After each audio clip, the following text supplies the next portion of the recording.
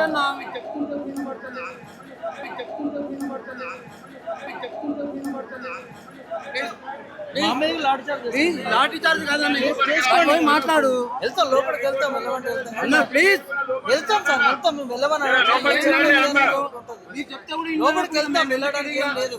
Police ఆఫీసర్లు అది కూడా ఎంత దురుత్సాహకరంగా చేస్తా ఉన్నారంటే విధులు నిర్వహిస్తున్నటువంటి రిపోర్టర్ల పైన కూడా చేయి చేసుకున్నటువంటి పరిస్థితులు కనిపిస్తా ఉన్నాయి. ఇక్కడ మేము రిపోర్టింగ్ చేస్తా ఉన్నాము, బయటలో తీసుకుంటున్నా ఉన్నాము, మా మీద చేయి చేసి తోపులాట చేసే పరిస్థితి, నెట్టేసే పరిస్థితులు చేస్తూ ఉన్నారు, కింద పడిపోయేటటువంటి పరిస్థితులు కూడా కనిపించి ఇప్పుడు నా మీదనే సో తను డైరెక్ట్గా వచ్చి నెట్టేసే ప్రయత్నం చేస్తాం. అంటే కనీసం చెప్పే మర్యాదతో నేను చెప్తే కూడా మేము పక్కకి వెళ్ళి తీసుకుంటాం కదా. సో అసలు ఇక్కడ ప్రధానమైన సమస్య ఇలా పెండింగ్ బకాయిలకు సంబంధించి చేస్తూ ఉన్నారు. మరి కనీసం దాని గురించి మరి ఎండీతో మాట్లాడించడమా లేకపోతే ఇంకో పరిష్కారం దిశగా ముందుకు వెళ్ళాలి. కానీ ఇక్కడికి వచ్చినటువంటి మీడియా మీద దురుత్సాహకరంగా ప్రవర్తించడం అనేది ఇది పోలీస్ వ్యవస్థనే కరెక్ట్ కాదు.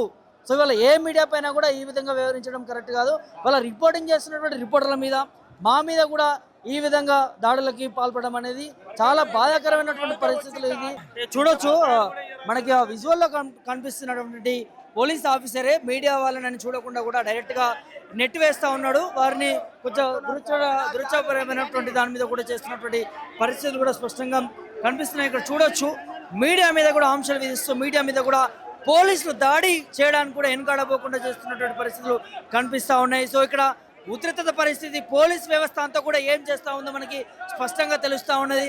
ఒకవేళ నిజంగానే ఇంతమంది రావడానికి కారణాలు చూస్తుంటే కూడా ఒక్కసారి చూడొచ్చు ఏ విధంగా తను ఆర్టీసీ ఉద్యోగులకు సంబంధించి కూడా దురుత్సాహకరంగా ప్రవర్తిస్తున్నాడు ఏందని కూడా స్పష్టంగా కనిపిస్తూ ఉన్నది.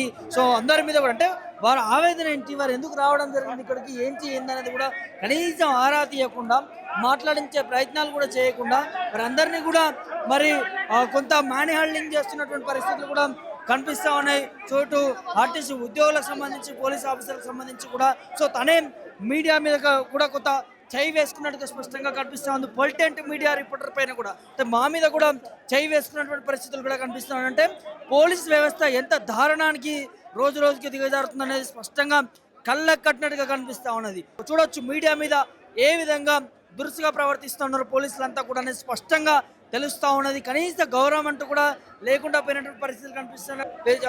ఇక్కడికి వచ్చినటువంటి మీడియా మీద కూడా కొంత దురుసు ప్రవర్తన అనేది స్పష్టంగా మనకి కనిపిస్తూ ఉన్నది.